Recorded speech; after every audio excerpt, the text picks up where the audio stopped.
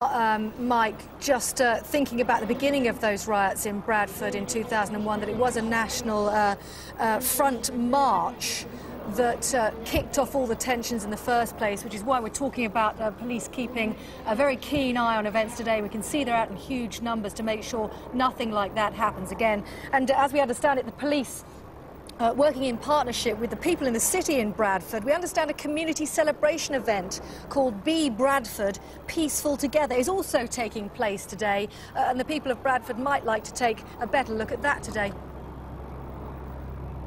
Yes, there's a group called We Are Bradford, which is a coalition of trades unionists, faith groups, community groups who are holding what they describe as a peaceful multicultural celebration. I went over to look at that gathering earlier, and it was entirely peaceful. Doesn't seem to be a wide demographic. Looking at the supporters of the English Defence League at the moment, the pictures that we have at least, showing white males, 20 to 30, possibly 40 years old. One type of person, it seems, making a demonstration today in Bradford, not representative of the entire community at all. I think that's a fair comment. They are, as you say, primarily young men who are white. A march by the English Defence League was banned by the Home Secretary, but members were allowed to hold a static demonstration. Protesters were seen hurling a smoke bomb and bottles at a separate protest by Unite Against Fascism. 5 people were arrested. 1 man was taken to hospital. Mike McCarthy reports.